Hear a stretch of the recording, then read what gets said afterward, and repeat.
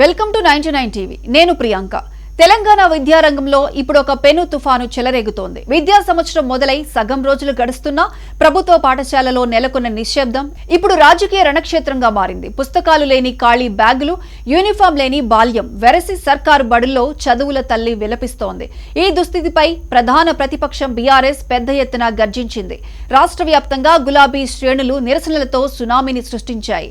ఇది కేవలం ఒక పార్టీ నిరసన కాదు, లక్షలాది మంది పేద విద్యార్థుల భవిష్యత్తు కోసం చేస్తున్న ఒక ధర్నా పోరాటంగా రాజకీయ విశ్లేషకులు అభివర్ణించారు. రాష్ట్రంలోని నలుమూలల నుంచి వినిపిస్తున్న మాటలు మొత్తం విద్యాశాఖ వైఫల్యాన్ని వేలెత్తి చూపిస్తున్నాయి. పాఠశాలలు తెరిచిన తర్వాత వారాలు గడిచిపోయినా సగానికి పైగా విద్యార్థుల చేతులకు పాఠ్య పుస్తకాలు అందవు. ఇది ఒక తీవ్రమైన పాలనా లోపం. బడిగంట మోగినా విద్యార్థి మదిలో జ్ఞాన కిరణాలు ప్రసరించే పుస్తకం లేకపోతే ఆ విద్యార్థులు ఎలా చదువుతారు? ఏం చదువుతారు? ఈ క్రమంలోనే బీఆర్ఎస్ వర్కింగ్ ప్రెసిడెంట్ కేటీఆర్ పిలుపుతో గులాబీ దళం క్షేత్రస్థాయిలో ఉవ్వెత్తున ఆందోళన నిర్వహించింది.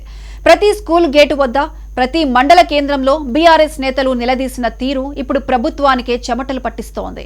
బీఆర్ఎస్ నేతలు సంధించిన ప్రశ్నలు చాలా సింపుల్, నిజాయితీగా, సూటిగా, ఘాటుగా పాలకుల వైఫల్యాన్ని నిలదీశాయి.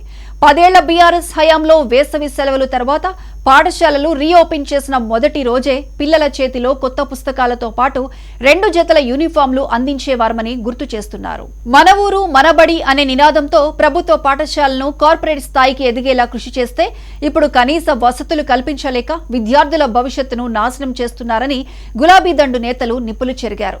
పుస్తకాల ముద్రణకు, పిల్లల యూనిఫామ్ల కోసం కేటాయించిన నిధులు ఏమయ్యాయి? టెండర్ల ప్రక్రియలో జరిగిన జాప్యానికి బాధ్యులు ఎవరు? విద్యాశాఖ ఎందుకు మౌనంగా ఉంది? మౌనం వెనుక ఉన్న ఆంతర్యం ఏమిటి? ఈ ప్రశ్నలతో ఇప్పుడు అధికార యంత్రాంగం ఉక్కిరిబిక్కిరవుతోంది.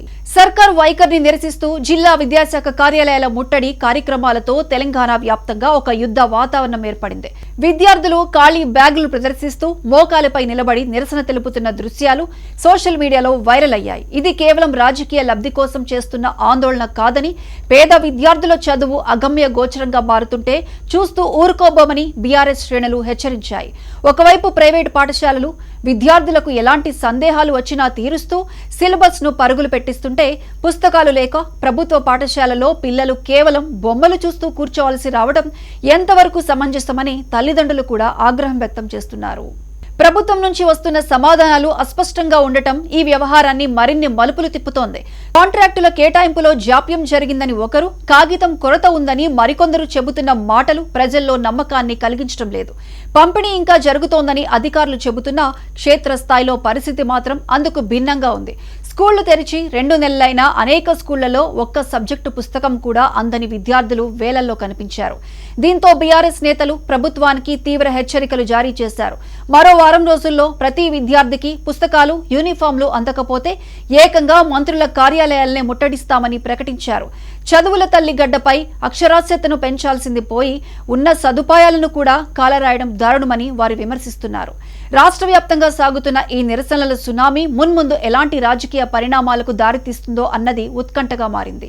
చివరిగా ప్రభుత్వ పాఠశాల అంటే నమ్మకం. ఆ నమ్మకం పోకుండా ఉండాలంటే అక్షరాలు నేర్పే పుస్తకం, దుస్తులు, ఆత్మవిశ్వాసాన్నిచ్చే వాతావరణం ఉండాలి.